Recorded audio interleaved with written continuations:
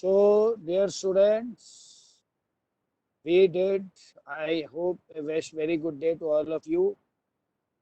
I started a topic which was very interesting and you must have gone through it properly. आप सबने इसको पढ़ा होगा और ये बड़ा बहुत ही अच्छा इंटरेस्टिंग टॉपिक था। आपने इसको देख के समझा होगा कि हम एक ही कंपाउंड के कई फॉर्म देख सकते हैं। उनमें से कुछ फॉर्म ऐसी होती हैं जिसमें फंक्शनल ग्रुप अलग होता है, फार्मूला सेम होता है। कुछ में चेन अलग हो जाती है, कार्बन की लंबी चेन बेटा। कुछ में सब कुछ सेम रहता है, पोजीशन अलग हो जाती है।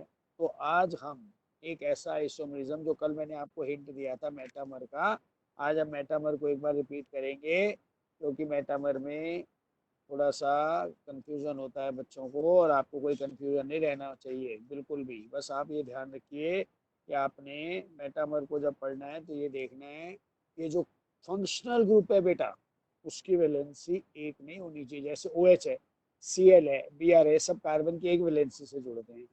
जो फंक्शनल ग्रुप अपनी दो या तीन वैलेंसी यूज करता हो, जैसे कीटोन है, एमीन सेकेंडरी, प्राइमरी नहीं। प्राइमरी में तो सी के साथ सिंगल रहना चाहता है, लेकिन सेकेंडरी या टर्सरी में वही फंक्शनल ग्रुप नाइट्रोजन दो कार्बन से, या टर्सरी में वही नाइट्रोजन तीन कार्बन से जुड़ जाता है, तो वैलेंसी एक से ज्यादा हो गई बेटा।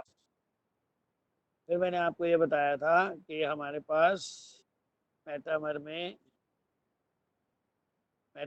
हमारे पास क्या होता है, isomers due to difference in alkyl groups attach to the polyvalent atom.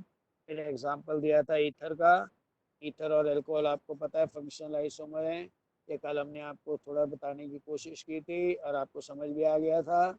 Ether और अल्कोहल में ईथर की जो ऑक्सीजन की वैलेंसी है वो दो होती है, तो उसके आसपास कार्बन की चेन अलग कर दो, वो मेटामर बन जाएंगे। जैसे हमने एक एग्जांपल दिया हुआ आपको C4H10O, जिसमें कि हमारे पास CH3 CH2O CH2 CH3, और एक तरफ दो और दो कार्बन, और एक तरफ एक और तीन कार्बन। तो हमारे पे कार्बन की चेन अलग हो गई। तो तीन फंक्शनल ग्रुप मैंने आपको ऐसे बताए थे बेटा, एक तो ईथर, एक कीटोन, टर्शियरी और सेकेंडरी अमीन, जो कि मेटामरिज्म शो कर सकते हैं। और और हमारे पास ये जो C4H8O है, H8O, ये कीटोन है, इसमें दो और दो और एक और तीन हमने करा हुआ है। देखो बेटा, एक C5H13N कंपाउंड लिखा हमने, वो टर्शरी अमीन भी लिखा, वो मैंने सेकेंडरी अमीन को भी दिखाया। सेकेंडरी टर्शरी अमीन में दो दो और एक, तीन एक और एक, तो नाइट्रोजन की वैलेंसी तीन है और उसके आसपास कार्बन की चेन अलग है, दो तीन, दो दो एक, तीन एक। लेकिन सेकेंडरी अमीन में क्या है, दो और एक और तीन, लेकिन नाइट्रोजन की वैलेंसी एक से ज़्यादा है, इसलिए मेटामर है। अल्कोहल शो नहीं करेंगे मेटामरिज्म, क्योंकि अल्कोहल में क्या होता है, अल्कोहल में सिंगल वैलेंसी है। तो अगर सिंगल वैलेंसी है तो हम क्या करेंगे बेटे, ऊपर करना चाहिए। और अल्कोहल में सिंगल वैलेंसी होने के कारण it will not show metamerism. उसके बाद कीटोन था। कीटोन में क्या होता है, देखो आप, कीटोन में C डबल बॉन्ड O और आसपास कार्बन चेन अलग हो जाएंगी, तो वो शो करेगा। एक बहुत अच्छा कंपाउंड आपको दिया है, ये बहुत अच्छे कॉम्पिटिशन्स में भी आ चुका है बेटा। ये बड़ा यूजफुल चीज़ है, जिसमें साइक्लोहेक्सेन एक तरफ है और दो कार्बन एक तरफ है, और दूसरे में एक कार्बन एक तरफ है और दूसरी तरफ एक कार्बन है ऑक्सीजन के। तो एक में कार्बन की छः और दो वैलेंसी, एक में कार्बन की एक तरफ एक और एक तरफ सात। तो ये जो हमारे स्ट्रक्चर्स हैं, ये मेटामर है।